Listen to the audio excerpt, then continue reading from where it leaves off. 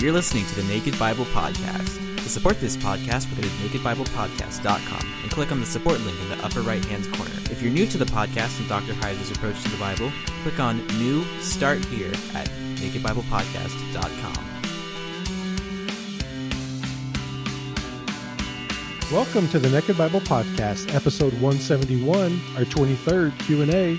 I'm the layman, Trey Strickland, and he's the scholar, Dr. Michael Heiser. Hey, Mike, how are you? Very good. Busy as usual, but having a pretty productive week. Yeah. Well, Mike, it looks like Hebrews is going to run away with our poll on which book we cover next. Monday, I guess by the time you're listening to this episode, the voting will probably already be over, but it's such a landslide, 52, 53% now. So I think we can pretty much call it and say Hebrews is going to be the winner. Yeah, I would imagine so. I don't think anything's going to change in a few days. No. Well, that's good. So back into the New Testament. And yeah, I'm really surprised that Colossians was just sort of left in the dust, even behind Jeremiah. So I'll confess I am surprised at the outcome, but it's pretty clear.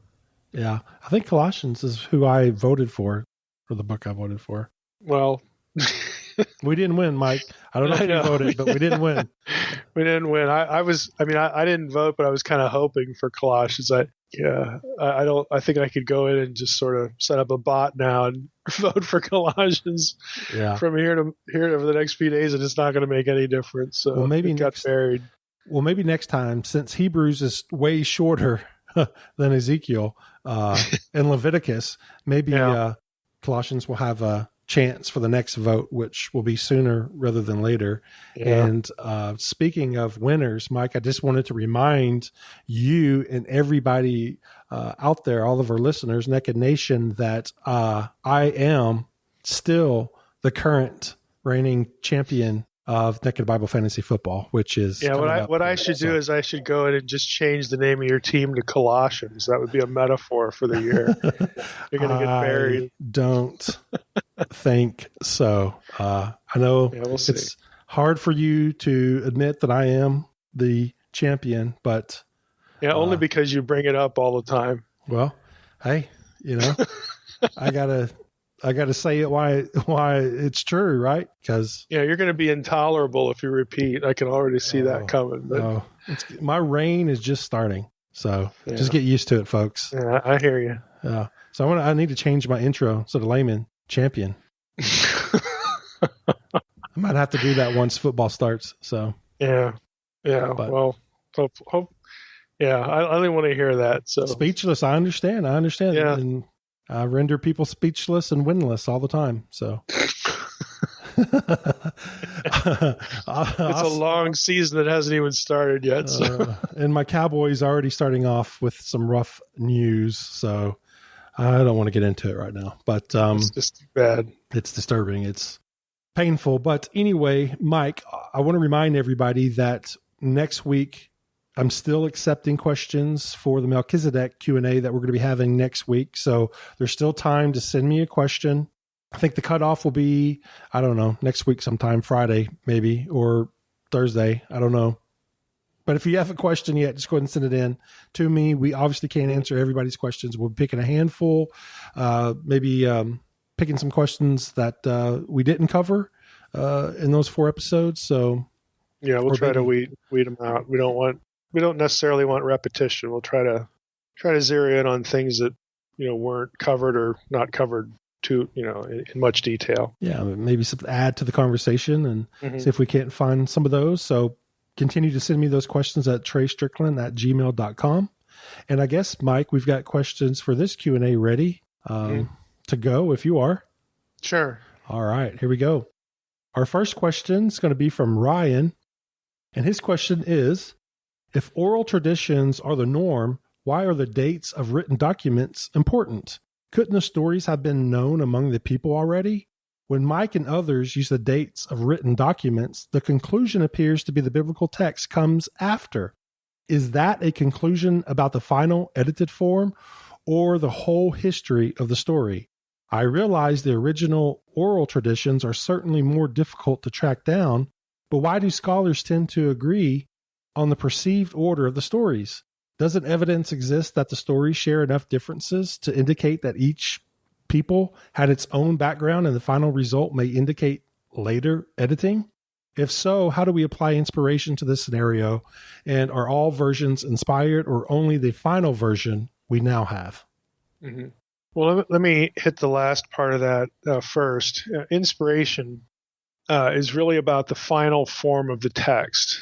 In other words, when that point at which God's providential oversight of the process, his oversight of the human hands forming the text was completed. And that has to be the case because that's what we have. I mean, we don't have the Bible in stages, like to be able to look back at some earlier stage prior to the final form of the text, the text as we have it. We can't just go look it up like, oh, let's go check the edits out. It's not like in Microsoft Word where you can review a document and see all the editorial changes. We don't have anything like that.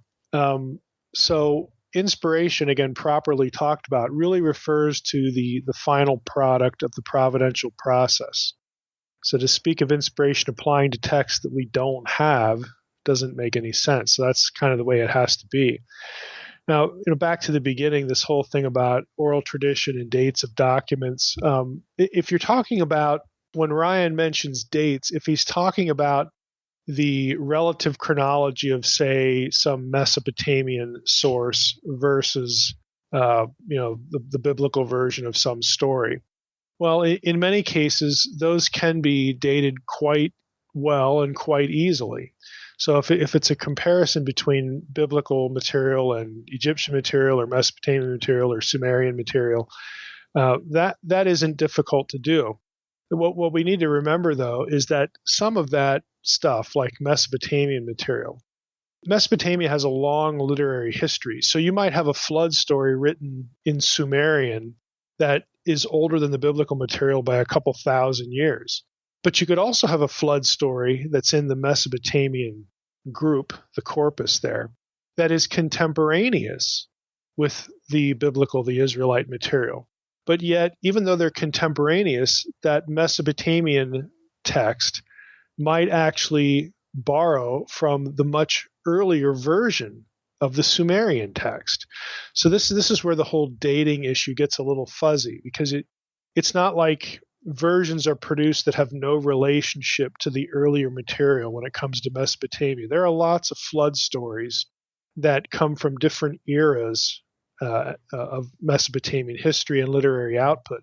A lot of it predates the biblical material. Some of it is contemporary. But even the contemporary stuff, again, is going to be drawing on much older material than the biblical stuff. Now, the Marduk, let's just say the flood story where Marduk is the centerpiece. Well, Marduk was the high god during the Babylonian era, and that's going to be contemporaneous with biblical material. So if you're a Mesopotamian, Babylonian scribe, and you're creating your own version of your flood story or your creation story to elevate Marduk, yeah, you're going to be using earlier material, but you're also going to be doing contemporary tweaks that, again, if it's quote unquote new stuff, or really repurposing that really sort of telegraphs to the reader, or in this case the scholar, that, hey, this line here or this idea here was evidently composed in the during the time of Nebuchadnezzar, we'll say. Well, then you can talk about a sort of contemporary sources for the story, biblical and Mesopotamian. It's just not a neat picture where things don't get repurposed and don't get reused. But just if you're talking about the civilizations, yeah, the Mesopotamian material and a lot of Egyptian material, lots of this stuff are going to predate the biblical period, because in terms of manuscripts, the oldest manuscripts we have of the Hebrew Bible are the Dead Sea Scrolls. Go back to 200, maybe 300 BC. The oldest Hebrew anything written in Hebrew, anything that can be called Hebrew, and scholars would call it epigraphic Hebrew because these are like stone inscriptions. Epigraphic Hebrew goes back to the 10th century. That's still, by biblical chronology, 500 years after Moses. If you're talking about the alphabet, well, then you're pushing back into the biblical period. When you have the Semitic alphabet invented. But there just isn't a lot of inscriptional material in the Semitic language we would call Hebrew that exists. The 10th century, just think of 1000 BC. That's where you're at, and it's not biblical stuff. It's different kinds of inscriptions. When it comes to the biblical material, we're dealing with the Dead Sea Scrolls. So it's really easy to look at the primary source data, the manuscripts we have, and say, in terms of literary output, what comes first? Okay, that's an easy call. It's an easy question. Ryan brought up the whole issue of oral tradition. Having said all that about the literary stuff, Israelites would have had, in their experience, in their hearing, they would have had, again, I believe, and I don't think it's a stretch at all, they would have had knowledge about the stories that wind up in the Bible, including Genesis 1 through 11. They would have been told stories about how, the God of Israel created everything and created, mankind, and they would have had stories about a flood, and the confusion of the languages, the Tower of Babel, the division of the nation. They would have had stories about this that get passed on, along with oral tradition about their own existence as a people. Now, the way biblical scholars typically look at this kind of thing is they'll say something like, well, at some point, and it's an imprecise science to know at what point any particular part of this process would have happened. But at some point, the oral tradition of the Israelites as a people, in other words, Abraham forward, because that's when Israel becomes a people. That is something that the average slave in Egypt would have heard. There's stories that their parents and their grandparents would have taught them. It's completely unreasonable to think that Israelites would have no origin story, and if they did, that they never would have talked about it. It's absurd. No culture in the history of the world does that. So that they're going to be talking about, where they came from as a people and who their ancestors were and what their ancestors did. You're going to get stories about Abraham, Isaac, and Jacob, and encountering God and covenants and all this sort of thing. They're going to have that knowledge, but it's not going to be codified. It's not going to be written down until much later. And that's where we get essentially Genesis 12 onward come from, from those oral traditions. All the way up into, again, the Mosaic period. And then, you start to be dealing with more contemporary events and whatnot. Genesis 1 through 11 is a bit of a different issue. I personally think, and I think if you're listening, you just heard me say this, that the core events, of Genesis 1 through 11, Israelites are going to have stories, again, about creation, about a flood, about this or that, because frankly, every culture in the ancient Near East had these things. They have, we like to say they have collective memories or a sort of institutional memory about these things. And they have, again, other cultures are going to have their own beliefs about creation, obviously, but you're going to have certain events like a flood, that just become part of the institutional memory, the civilization memory of people. So Israelites are going to have that too. When it comes down to writing about that stuff, again, there's a lot in Genesis 1 through 11 that specifically responds to theologically, not only the theological religious claims and beliefs of Babylonians and other Mesopotamians and Egyptians for that matter, and you even get some stuff thrown in there that targets Canaanites, the wider beliefs in Canaan. You're going to have a collection of chapters, what we call Genesis 1 through 11, that I think, again, my view is that most of that is going to be composed later while Israel is in Babylon, specifically the outcome being a theological polemic against the gods of the nations and against the other, religions, the other, belief systems of the wider ancient Near East.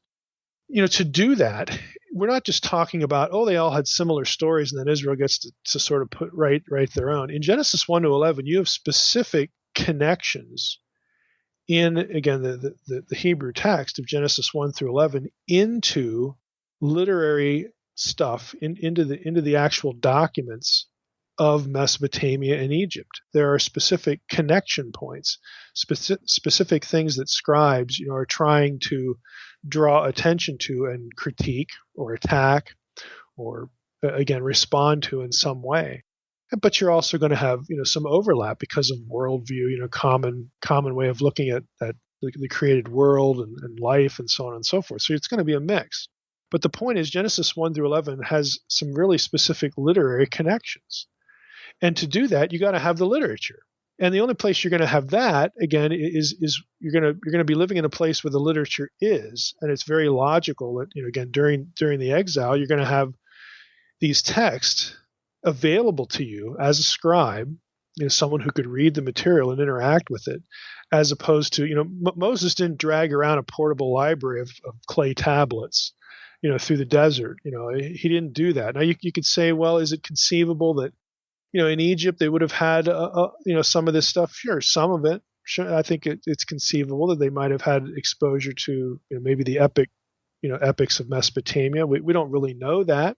There's not necessarily a lot of evidence for that. There is evidence that they could, that the Egyptian scribes, and you would assume if you were Egyptian royalty, again like Moses was, brought up in Pharaoh's household, that you could read some Akkadian because you want to be able to do that for international correspondence. You don't want to get duped, that kind of thing. So there could have been limited exposure to that sort of thing. So it's not completely off the table that someone like Moses might have been able to work in Akkadian, sure. But again, for what we're talking about goes beyond that.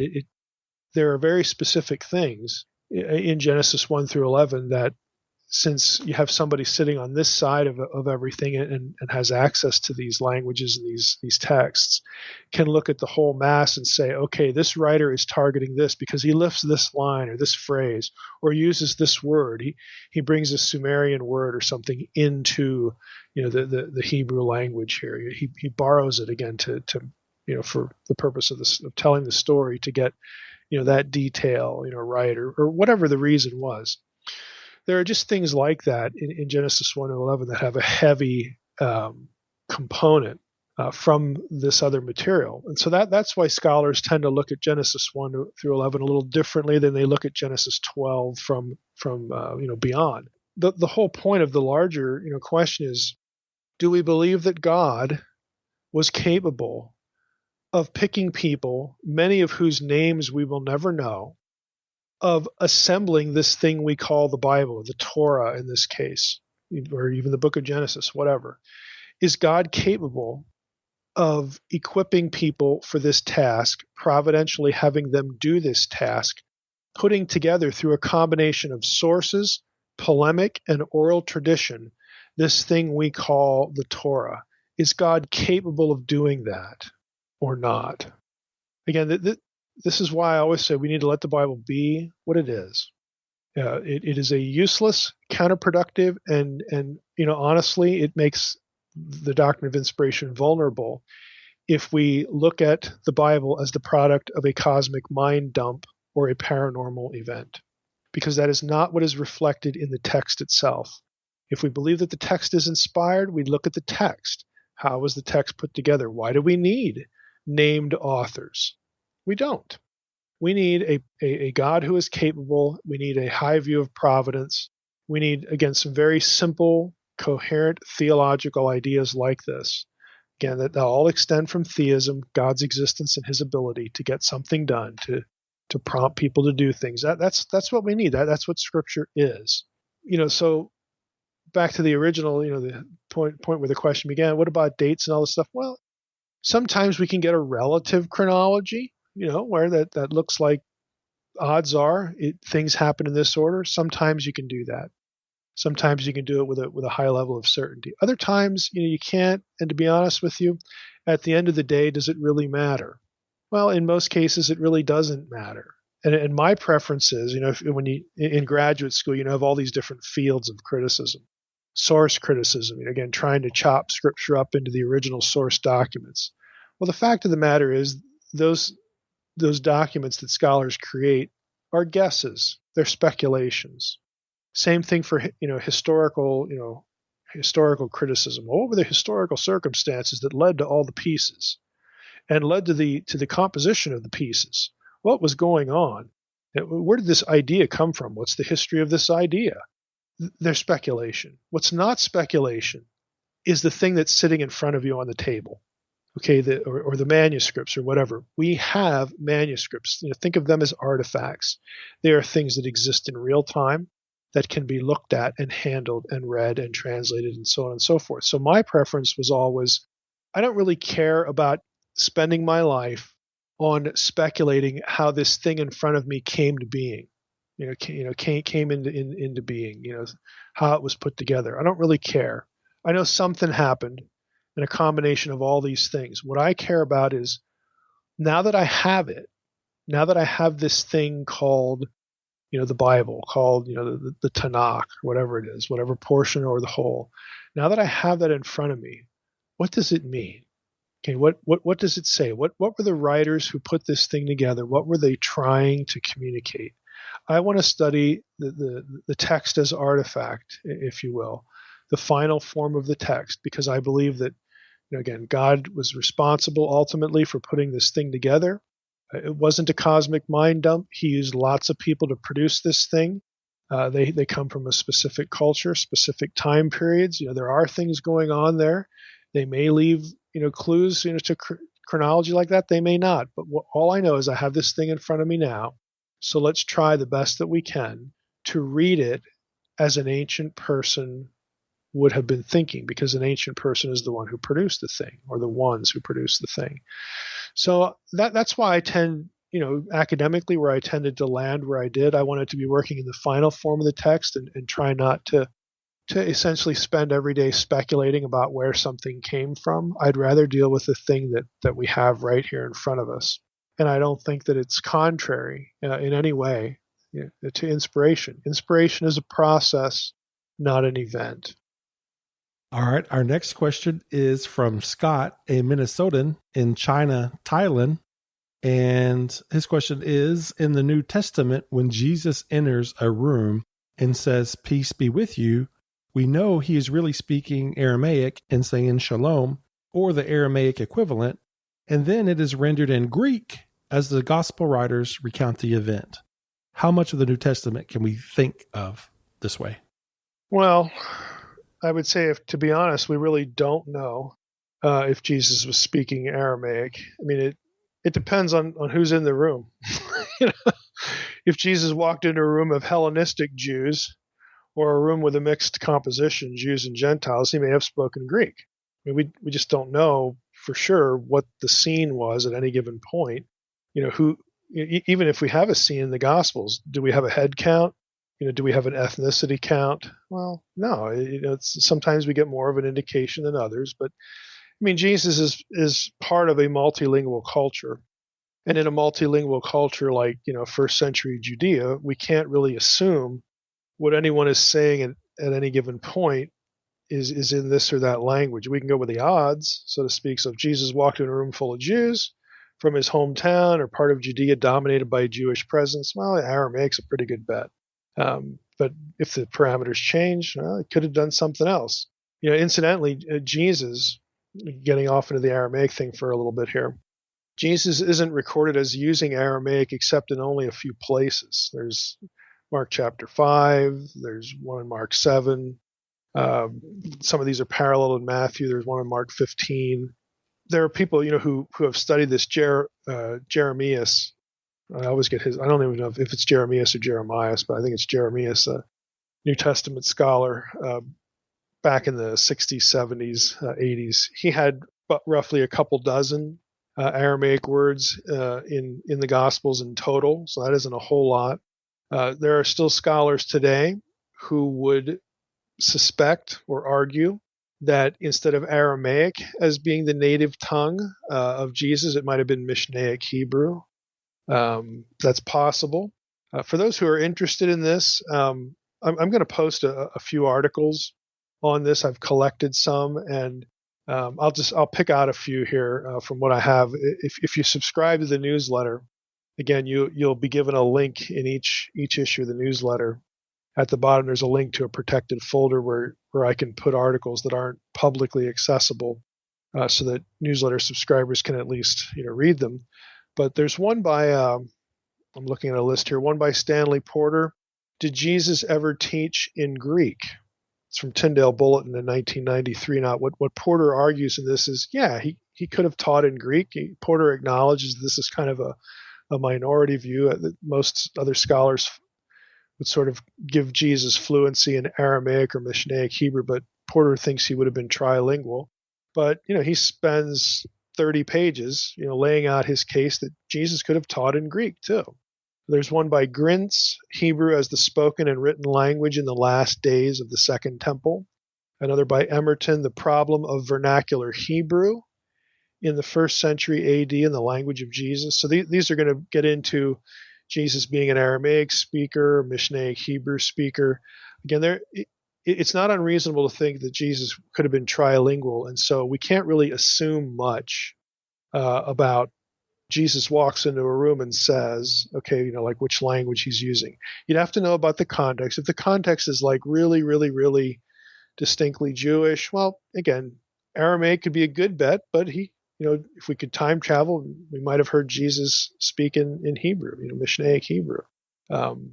We don't know. So I wouldn't base any sort of exegetical or theological conclusions necessarily on some of these assumptions. I think we need to try to think about all the possibilities, when it comes to this. So it's really hard to kind of reimagine what, not only what Jesus or anybody else would have been, speaking or doing, but when it comes to literary output, that's a whole different issue. So I think it makes very little sense to have much more than Matthew and Mark, we'll say, two of the Gospels possibly written in Aramaic originally. This whole discussion takes us into the Aramaic New Testament issue, so I might as well say something about that here. There is no evidence that the Aramaic, no manuscript evidence that the New Testament, any portion of it, was written in Aramaic. There are some who argue for that. Again, Mark and Matthew usually become the target for that. Certainly Luke was not. Luke was a Gentile. He's writing to a Gentile. Why would he write in Aramaic? Paul's epistles are written to predominantly Gentile churches. Why would he write in Aramaic? Hey, I'm going to write you a letter, but I want half the congregation to not be able to read it. Doesn't make any sense. John is much later. He lacks Hebraisms in many cases like Matthew. He has little to no literary dependence on Matthew and Mark. Again, if you're familiar with the synoptic debate, Matthew, Mark, and Luke, who wrote first, and the other two are dependent on that one. John is not in the synoptics for a reason. Most of the content in John is not in the other three. So he doesn't have a literary dependence on the synoptics. So again, that would suggest anyway that even if Matthew or Mark were written in Aramaic originally, John doesn't really care. He comes later. He's not interested in tracking on that material. So Aramaic doesn't really make much sense for John and what he writes. Maybe the Targums, maybe he might have used some Targums or been influenced by Targums, like in the word theology. In the beginning was the word. We've talked about this a little bit on the podcast before in relationship to the two powers in heaven idea. Where does John get that? Well, he gets it from his Old Testament, and he may have been, familiar with the Memra material, Aramaic Targums of the Old Testament, where you have the second Yahweh figure, Memra, the word. Memra is the Aramaic word for word, where you have the word of God inserted into certain passages. He may have been familiar with that, so there may be an Aramaic influence there with John, but there's no reason to believe that the gospel or Revelation, were written in Aramaic. Revelation, in fact, is oriented to Asia Minor. Churches in the first few chapters, again, this is predominantly Gentile. It's Gentile territory, predominantly Gentile churches. Why would you write in Aramaic? Even the general epistles that are aimed at Jews in the dispersion. Well, where's the dispersion? It's out in the Gentile world. So you're going to have letters. Yeah, they're written to a Jewish audience, but chances are they're going to get passed around among groups of believers, many of whom are Gentiles. It just makes no sense to have an Aramaic New Testament, is what I'm getting at. Again, maybe Matthew, maybe Mark, maybe an early gospel, something like that. But even if it makes sense for those, two books, we don't actually have any manuscript evidence for it.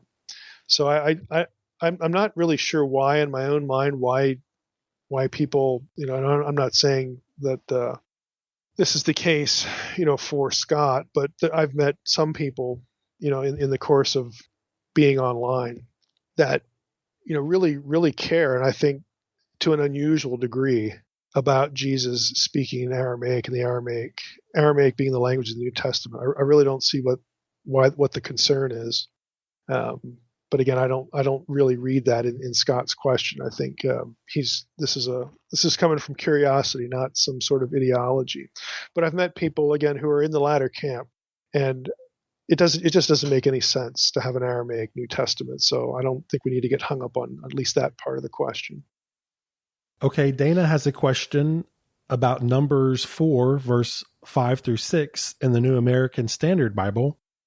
A porpoise skin is unclean. I'm surprised it's used to cover the Ark of the Covenant. After more research, the Hebrew takash says fine leather. It's not animal specific. Why would Hebrew scholars choose this as an acceptable translation? Well, they would choose that because the meaning of porpoise skin is nothing more than a conjecture. I mean, the takash here, it's to try to make this succinct, and some of these things don't really translate well to to being verbal on a podcast. But I'll take a stab at this.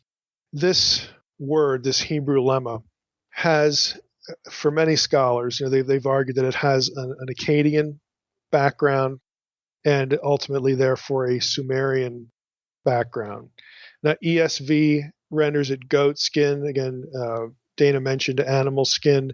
Some other scholars, like Milgram in his commentary, opt for yellow-orange, like a color, as the meaning of takash. And both the color and the sort of neutral animal skin idea really comes from the assumed etymology, the assumed bringing in of this word from the outside, Akkadian and Sumerian, into the Hebrew lexicon. Here's how it goes. There is a term, dushu, okay, and that refers to a stone of a certain color. And so, again, you have to have a little bit of Semitic language background here. You say, well, what dushu doesn't sound like takash. Well, that's true.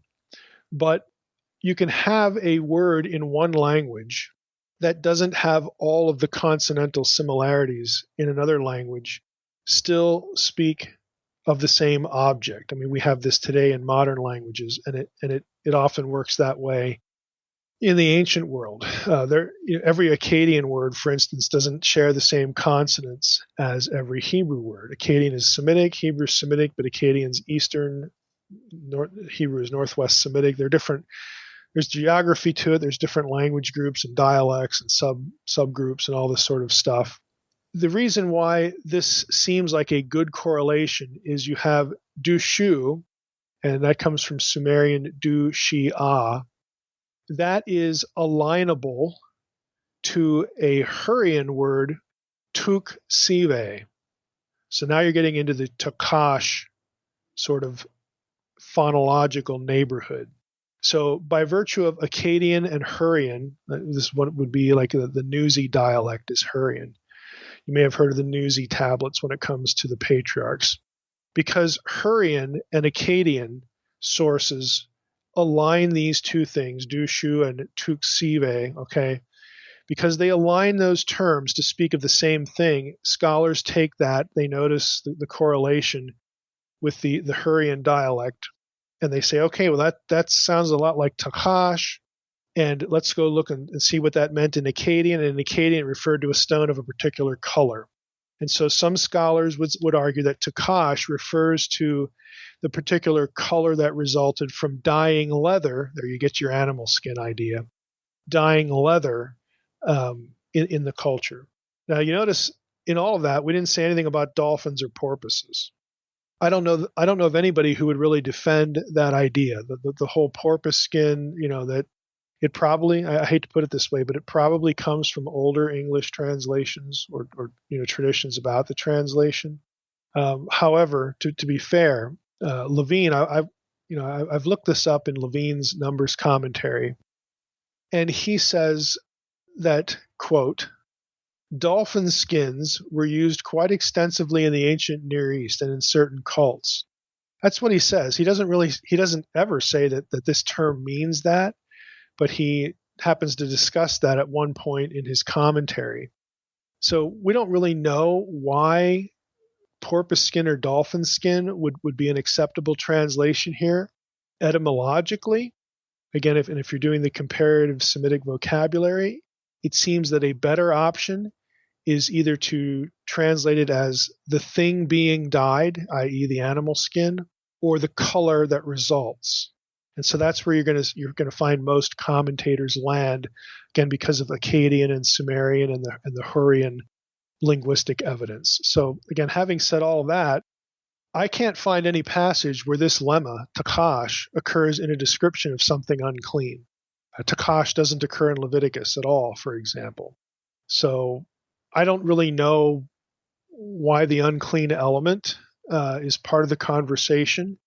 Maybe if under the assumption that we're dealing with a porpoise skin and that relates to some other animal group, I'm not sure. I mean, I don't want to sit here and search through everything. That makes for a really boring podcast. But again, a quick search of the lemma, it doesn't occur in any passage that names unclean things. So I'm not really sure why. Again, that's part of the question. But I thought I'd throw that out there.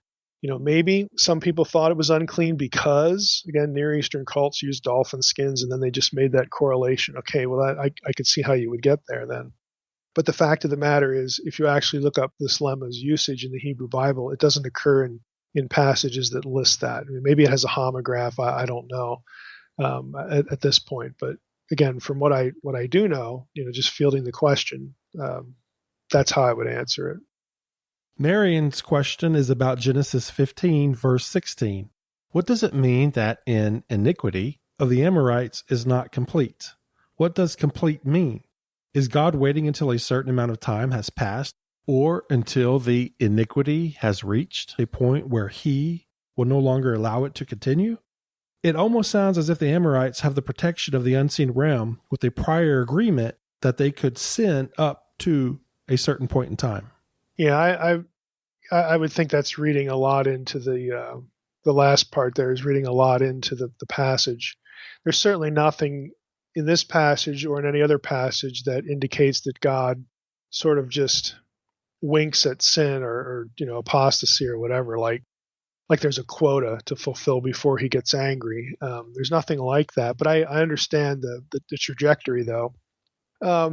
I think to start off, it's good to remind ourselves that Amorites is a generic term in some cases, in some contexts, and I would make it part of this context relating to giant clans. I wrote about this in Unseen Realm, where there are places in Joshua, like Joshua chapter 7, I think it's around verse 7, referred to the occupants of the land as Amorites. You certainly get that in Amos 2, 9 through 10, referring to those who were driven out, and also specifically the ones who were very tall as Amorites. That's important because it's abundantly clear that there are other ethnic groups in the land. You got Perizzites, Hittites, Hivites, all that whole list. But the Amorites is sort of this again, in certain contexts, this umbrella term for the giant clans. So I think that's important to sort of have running in the background when we think about this. I actually think there are two options here, neither of which is about, again, what I would loosely refer to here, just for the sake of the question, as sort of a sin quota or an evilness, if that's even a word, quota. Option number one, I think the easiest parsing of the comment is that it's an expression that means something like, it's not yet time to punish the Amorites. Okay, for whatever reason, we wouldn't be given a reason. Not that, hey, they're not quite wicked enough for me to get angry about them. I don't think that's the point. I think it's God has his own, reasoning, his own timing, which may factor into the second option here. But I think, just looking at it like it's not yet time to punish the Amorites. I've not decided yet to act on the Amorites. Now, you could also read it though that God's judgment of the Amorites wouldn't necessarily wait until the conquest that we think of under Moses and Joshua, but God was about to initiate it, and it would take a long time. But Abraham's seed, since he's talking to Abraham in Genesis 15, Abraham's seed would be the vehicle through which the Amorites would ultimately be judged, but it would occur over a long period of time. So the second option, I guess I could put it this way. You could argue that it means the Amorites haven't yet been fully punished for their iniquity, or that their punishment is about to be launched and will be in process for a long time. Now that option would presume, again, as I write about an unseen realm in the discussion of Og's bed, that option would presume that Amorite is sort of a conceptual play on Babylonian, or the idea that Babylon was the source of evil and chaos. And you get there because Martu, M-A-R.tu in Sumerian, all caps, Martu, which was their word for Amorite, it actually, there's a Sumerian term here at the base of Amorite, is what I'm trying to say here, and Martu is the Sumerian word. Martu in Sumerian vaguely refers to the Aryan population west of Sumer and Babylon, sort of that general area. So since that was the term there, maybe Amorite comes from Martu, and then that links the Amorites to the Babylonian part of the world. And once you do that, the whole Babylonian complex of ideas in Scripture, especially Genesis 1 through 11. So, why is the world, so messed up? Well, as I've said many times here, there are three reasons for that. It's the fall, Genesis 6, and then the Babel event. Well, the Genesis 6 event and the Babel event, if anybody's read Unseen Realm, and especially if you've read Reversing Hermon, you know that episodes 2 and 3 are deeply entrenched in this idea of Babylon as the source of everything that is contrary to the way the God of the Bible wants it to be. And so there could be this thing going on with the term Amorite. So you might have this, in play that God is about to act. They haven't yet been, punished for their iniquity, but hey, it's right around the corner in terms of, God's perspective, because he doesn't really care about time. But he's going to raise up the mechanism for punishment through Abraham and his seed. And that's ultimately what happens in the biblical story. So now we know, to add another layer here, we know from Deuteronomy 2 and 3 that the punishment of the giant clans was an ongoing process, involving Abraham's descendants, Abraham's seed versus the giant clans. We know that because if we read Deuteronomy 2 and 3, it's the descendants of Esau that were used to get rid of the giants in the Transjordan, at least most of them. Og of Bashan is still left, and of course Moses and Joshua are going to take care of business there. But in the process, you've had other descendants of Abraham actually being the agents to address the Amorites. And so maybe when God, speaks to Abraham in this way, the iniquity of the Amorites is not yet full, he could either be saying sort of a little bit neutrally, hey, it's not yet time to punish them. We'll get to that. Or some idea that, well, they haven't been fully punished yet, for their iniquity, but we're about to start that ball rolling. So there's a bit of a time differential between the two options, but in neither case is it about the Amorites sort of meeting some bar of evilness, some bar of iniquity, so that now they're punishment eligible. They're punishment eligible long before they get what's coming to them. So again, I don't think that's the point. I think that the point is something about either God's timing or, again, the amount of time, the process through which the Amorites would be judged. Travis has a question, and it is, do you have a view on the eternal functional subordination debate? It seems like an area dominated by New Testament scholars, but I would think the eternal part would have to draw on the revelation of the Godhead prior to the incarnation. So I wonder what you think in light of your work on the two powers idea. Well, this one's a little hard for me to care about. So I think Travis's suspicion, I read a little bit into this. Do I have a view on it? Both sides of this are not going to deny the eternality in terms of ontology of the persons of the Trinity. So I don't really care if the subordination of the Son and Spirit are eternal or temporary. Again, the subordination, because I don't think a subordinate relationship detracts from the essence or the ontology of the Spirit or the Son. And frankly, I don't really consider any arguments to that effect to be at all persuasive. Subordination is really about role relationships between the persons of the Trinity. It's not about essence or ontology. Now, I'll try to use an analogy here, and all analogies are imperfect because we're talking about deity and a godhead. So bear with me here. But if you had 3 human clones created from scratch, as it were, they could have a hierarchical relationship between them, but they'd all be fully human and they'd all have the same DNA.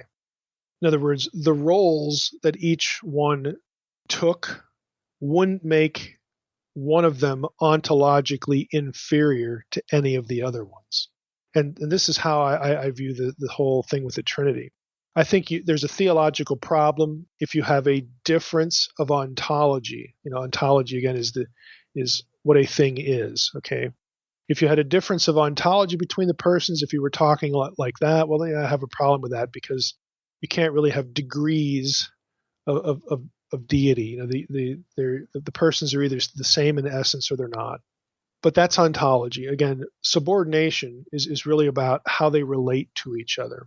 So again, I don't really compare if their relationship to each other is something that grows out of eternity or it was temporary. I can't really say it any other way. I don't really care too much about the debate. Ultimately, I don't think it's something we can know for sure. We're only going to find out about that later with any precision.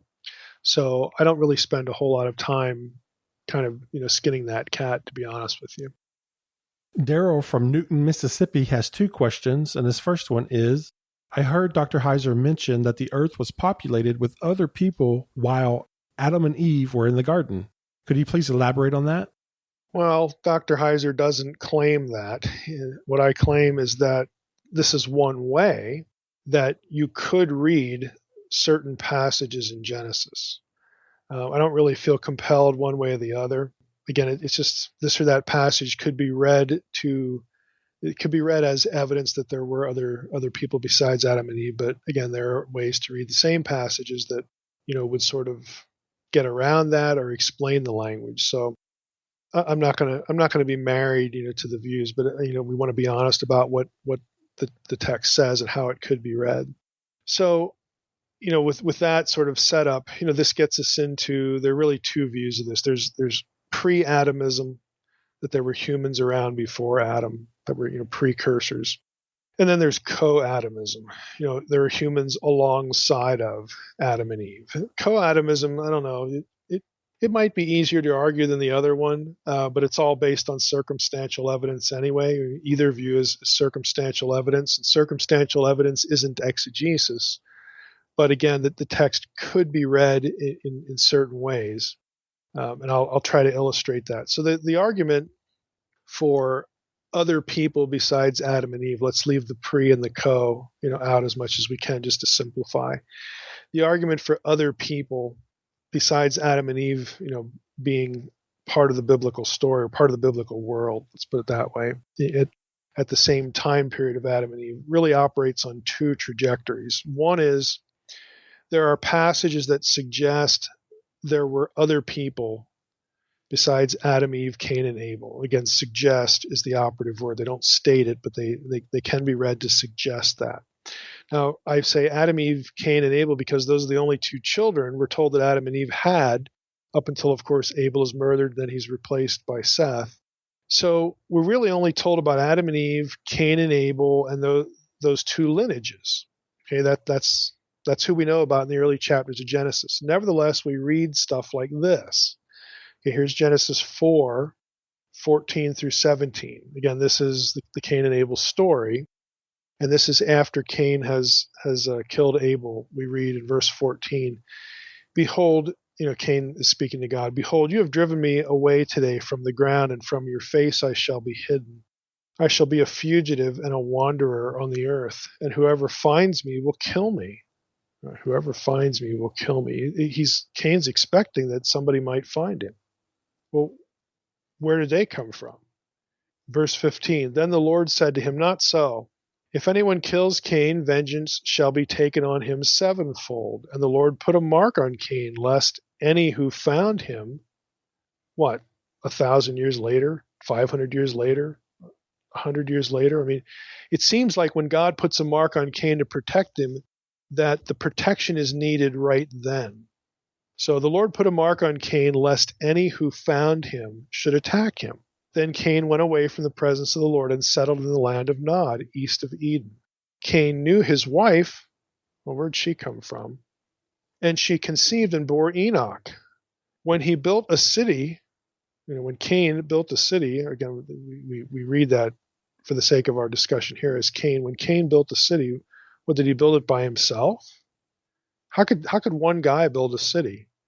Or maybe Enoch helps. So now there's two guys. Maybe his son helps.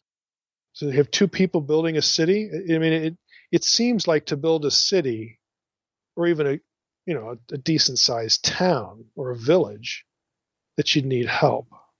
So when he built a city, he called the name of the city after the name of his son Enoch. So in verses 14 through 17, you've got several, again, suggestions, again, ways that the things in the text that can be read as though they just assume that there are other people around.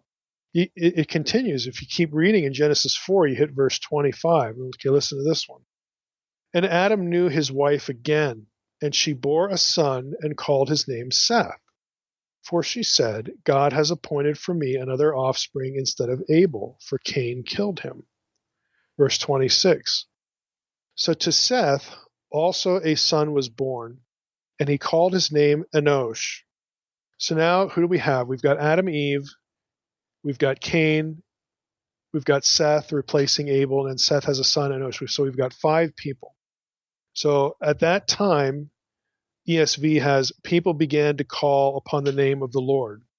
Now that raises a question of why would the verse be translated that way? Because when you translate it, people, it begs the question of, well, why not just say at that time they began to call on the name of the Lord? Which of course begs another question, like who have they been calling on before? Why not just say they began, or why not just be said Adam and Eve and their children began to call on the name of the Lord? Now, if you actually look at the text, the translation of people actually derives from a kind of an uncertainty as to what to do with the Hebrew text, because you essentially have a word for at that time, Oz in Hebrew. So at that time, and then you have began to call, and the word translated began is third masculine singular. So you could translate this a couple of different ways. You could say he began, but that doesn't really, again, make sense, because which one? Who began to call in the name of the Lord? But even though you could translate it that way. A corporate translation implies, again, that everybody in the group began to call in the name of the Lord. And you could say, again, if you want to deny that there are other people around besides these 5 people, you'd say, well, that's the way you should translate it. They began to call in the name of the Lord, these 5 people here. Okay, you could do that, but some would object and say, well, didn't they have a relationship with God already? It seems to suggest, at least to the mind of some, that they, again, some other collective group, began to call in the name of the Lord. Like it's an observation that sort of marks out other people besides the family of Adam and Eve, whom we would assume are already doing this. So there's ambiguity in the text, and frankly, that's just what you get with the whole thing. So we read, again, a couple of instances here just to try to summarize. We read Genesis 4:14 through 17, then 25 through 26. And so some people look at these passages and they ask the questions that I've vocalized, that I've mouthed here as we proceed through the translation. And they would argue that, look, the wording here suggests that there's somebody else around besides Adam and Eve and their kids. So again, it's suggestive, it's speculative, it's not exegesis. These are it's circumstantial evidence. It's things that are there in the text that could be read a certain way. So honestly, that's about the best you can do here. But there are some who would look at the text and say, well, I think we ought to read it this way because of, some other thought, some other issue, some other thing. And one of those things, as I've put on the blog, could be the whole discussion of human evolution and genetics and DNA statistics and all this kind of stuff that we did this series a few years ago about the historical Adam and all that whole debate, and, statistical genetics and so on and so forth. That discussion in some cases prompts people to look at these passages and say, well, the scripture actually could be read in such a way. I mean, legitimately, I mean, you could read it as assuming that there are other people there. And then that becomes, your touch point for addressing some of these maybe scientific concerns or whatnot. Again, you're still making a text-based argument. You're just going with, again, a reading of the text that could be possible, but the other side, could just as well turn around and say, no, we shouldn't look at the verse this way. Okay, that's one trajectory. These kind of verses. The second trajectory on which this idea is based on might sound a little more arcane, but I think there is something to this. I don't know if it means that there were other people on earth besides Adam and Eve, although the implication is that it could point us in that direction. And that is Adam a deliberate analogy to Israel? Okay, are Adam and Israel in the biblical story designed? Are these stories told in such a way that we are supposed to draw a link between Adam and Israel? We're supposed to think of one when we think of the other. So the way this goes, and we actually did, I'm trying to remember, I don't think we did an episode on this. I think I blogged about it. I talked about Seth Postel's work, Adam as Israel. Now Seth does not believe that there were other humans other than Adam and Eve, but his book actually draws attention to the number of correlations between the way Adam is described in his part of the biblical story and the way Israel is described in its part of the story. Both are, for instance, the Son of God. Both are raised up supernaturally. Okay, you get the idea. You're trying to draw analogies, points of correlation between the two. So as Israel was a people selected out of all the other people on earth to be God's people, and that's not quite a good statement because Israel's actually produced supernaturally through Abraham and Sarah, but Israel becomes elect. They become the body of humanity, the subset of humanity that becomes God's people. They're elect. They're chosen from among all other peoples. God could have chosen people who already existed, but instead he creates anew. He creates Israel from Abraham and Sarah. And some people would say, well, that's just like what he does with Adam, at least possibly. There could have been other humans around. Look at Genesis 4. And so God just decides to pick Adam as his son, choose Adam as his son and his line as his people.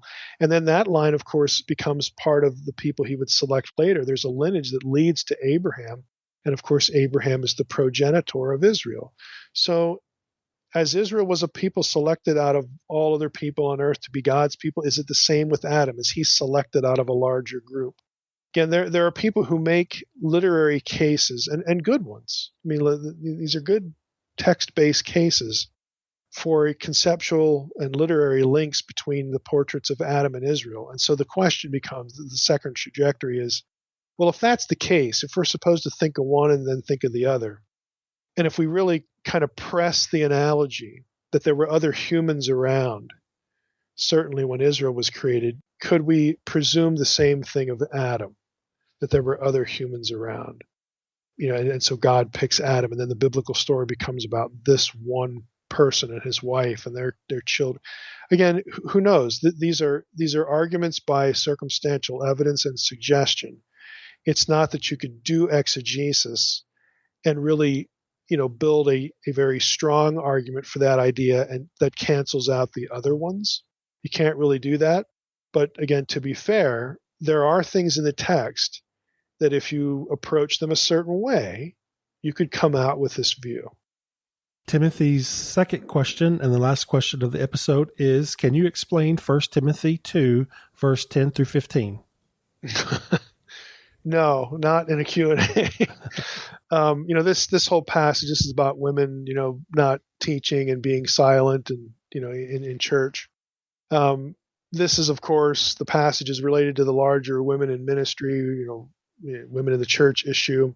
Honestly, you can argue both sides pretty well from the text. Now, for people who have sort of followed my website, my blog for any amount of time, years ago I did a blog series on the women in ministry issue with John Hobbins. John and his wife are both pastors. And so I told John, I wanted to do this, and I said, your job is to make me care about the issue. Because, again, my view is this is so far down my list of things to really care about because I see ambiguity in the text at key points. And that is what allows us to argue both sides well from the text. So I said, John, if you can make me care, and make me feel like I need to like land somewhere and then diss the other side, go ahead. But he failed. I still feel the same way about it, but it was fun. Again, I tend to not get terribly invested in issues where positions get stalled in textual ambiguity. To me, they become, by definition, issues of conscience. And that's really, for instance, what I would tell my daughter if I had my daughter come up to me and say, hey, I feel God is calling me into the ministry. I would say, well, that's between you and the Lord. I can't honestly, say that I'm sure you're doing the right thing or the wrong thing. I don't know, but do well and be a blessing. That's exactly what I would tell my daughter. Do the best you can, be a blessing, have a good ministry. This is between you and the Lord. So when it comes to 1 Timothy 2, this little subset of the women in ministry issue, the passage itself has a few workable possibilities. Some that might seem better than others, but there's no one view that renders all of the other possibilities fundamentally incoherent and indefensible. So again, you're dealing with a difficult passage that has certain ambiguities about what's in the text. Now, to illustrate, I'll make one exegetical observation about 1 Timothy 2, 10 through 15, and I'll use that as a basis for a position. In other words, I'm going to pretend here. This is a thought experiment. For the sake of the question of the podcast. So I could look at the passage and say, well, Paul in this passage really makes his judgment deeply personal. He says, let a woman learn quietly with all submissiveness. I do not permit a woman to teach or to exercise authority over man.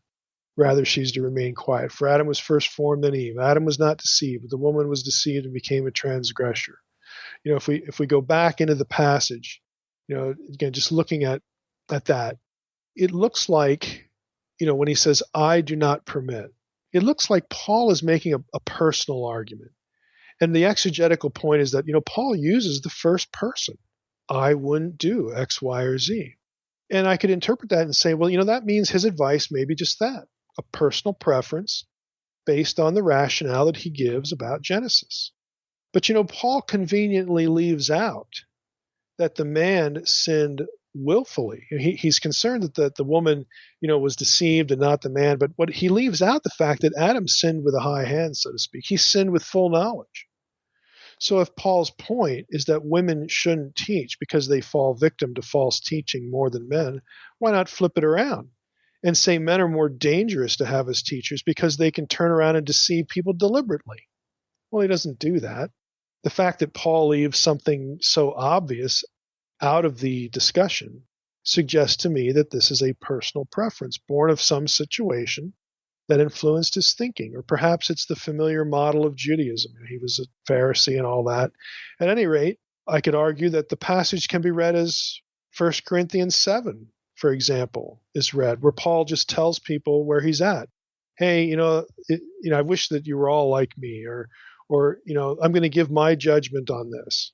He's trying to give good advice for reasons that may not make complete sense to us, but did make sense to him and others because they were living at a certain, in a certain context. They're at Corinth, they're here with Timothy.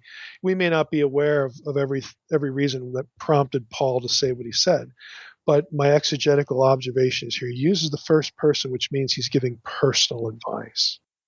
Now, I can do that all day long. I can take some other point of the passage and argue for a totally different view. And this is the problem with 1 Timothy 2. It's the problem with the women in ministry issue. At any given point, I could argue either side of these questions pretty clearly and pretty effectively, again, using the text as my touch point. not caring about gender issues, feminine issues, this or that group, this or that ministry that takes this or that position. Don't care about any of that. Again, the question is what can the text sustain? And depending on what you emphasize in your exegesis, you can come down at different points and still build an exegetical argument on either side. And for those who are interested in this, you can go back and look at the exchange between myself and John.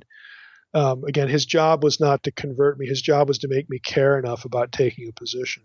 And like I said, he failed, but it was fun. There's just, I can't say it any other way. I really don't feel that it's a good use of my time, and that I should really be pontificating too heavily on an issue that really there's in this one there's 3 or 4 points, there's 3 or 4 passages that will make the issue turn in one direction or the other. And the honest thing to say is that it could go either way because there's ambiguity built up in the text. It's just there. You'd have to be omniscient to really sort this one out. That's the most honest thing I can say. If you want to use the prophecy thing as an analogy, like the rapture, are you a splitter or a joiner? When it comes to descriptions of the Lord's return, should we put them in 2 piles or 1?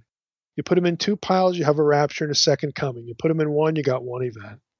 Which one is the right answer? I don't know. I just don't know. I can build an argument for either one and have it look wonderful and elegant. But at the end of the day, I have to tell you that I am landing here because I just decided to emphasize this over that. And that's what you got with the women in issue. It's what you have with 1 Timothy 2. And by the way, we didn't even get to the last part of the passage, the whole thing about she shall be saved through childbearing. That's a whole separate issue. This passage would take a whole, I would say probably 2 or 3 episodes of the podcast to just sort of navigate the waters, through this passage. And of course, since this is 1 Timothy 2, the whole wider issue of, how you'd argue, the women's issue in either direction. That would take probably 3 podcast episodes. But for those of you who that might sound like good news, I would say don't expect that anytime soon, because we are about to start into a new book study.